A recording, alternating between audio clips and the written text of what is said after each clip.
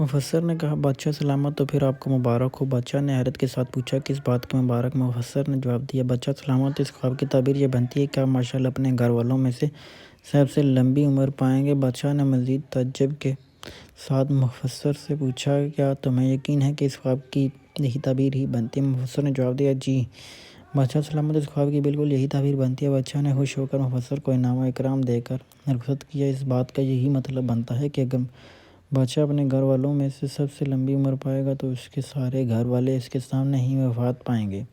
یہاں مفسر سے مراد خواب کی تعبیر بتانے والا ہے۔ مفہوم دونوں باتوں کا ایک ہی ہے لیکن بات کرنے کے انداز سے کتنا فرق آ گیا۔ پہلے عالم کے الفاظ کا چناؤ غلط ہونے کی وجہ سے اس کی حوی تعبیر سننے کو ناگوار گزری جس کی وجہ سے اس کو سزا ملی، اور آخر عالم نے اچھے الفاظ کا چناؤ کر کے اسے بات کو سننے کے لیے اچھا بنا دیا۔ ہمیں بھی چاہیے کہ ہم بھی اپنی گفتگو میں اچھے الفاظ استعمال کریں کیونکہ اچھی گفتگو اچھے اخلاق کا جنم دے گی اور اچھا اخلاق کامل ایمان کی نشانی ہے۔